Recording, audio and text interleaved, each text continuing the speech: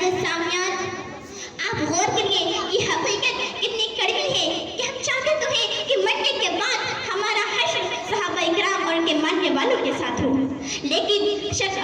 ہمارا رہن سہن، شکل و صورت، لباس و پوشاک ان لوگوں کی طرح رکھے ہیں جنہوں نے اپنی زندگی اسلام کی علامت اور مسلمانوں دشمنی مسلمانوں سے اور بغض و کینہ میں گزار دی۔ چاہتے تو ہیں کہ ہمارا حشر اللہ والوں کے ساتھ ہو، لیکن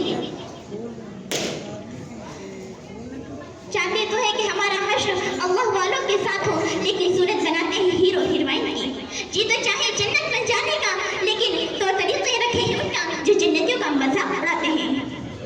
حضرت ابو ہریرہ رضی اللہ عنہ سے روایت ہے کہ اللہ کے نبی صلی اللہ علیہ وسلم نے لعنت فرمائی ایسے مردوں پر جو عورت کی وضع کا لباس پہنتے ہیں اور ایسی عورت پر جو مرد کی وضع کا لباس پہنتے ہیں۔ لیکن آج ہمارا طرز عمل اس کے بالکل سراسر خلاف اور برعکس ہو چکا ہے۔ وہاں تو کفار کی ادنا سے مشابہ گوارا نہیں کی گئی، یہاں تو ہمارا یہ حال ہے کہ صورت دیکھ کر پتہ نہیں چلتا کہ یہ کس امت کی ہے، مسلمان ہے یا یہودی یا نصرانی۔ بات تو اس سے بھی آگے بڑھ چکی ہے، اب تو مرد اور عورت کا فرق اٹھتا جا رہا ہے۔ لا حول ولا قوت، کیا الٹا ہے زمانہ، لا حول ولا قوت، کیا الٹا ہے زمانہ، عورت تو ہے مردانی اور مرد ہے زنانہ۔ کہا جاتا ہے کہ لباس میں کیا مذہب، بات اتنی سمجھ میں نہیں آتی کہ ایک پڑھنے والے لڑکے کے لیے یونیفارم کی ضرورت پڑتی ہے،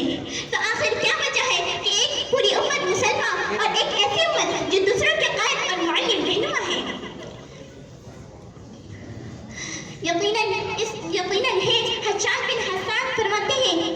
کہ ہم حضرت انس رضی اللہ عنہ کی خدمت میں گئے، یہ اس وقت بچے تھے کہ میری بہن مغیرہ مجھ سے بیان کرتی ہے کہ تم اس وقت بچے تھے، تمہارے سر پر بالوں کے 2 گچھے تھے۔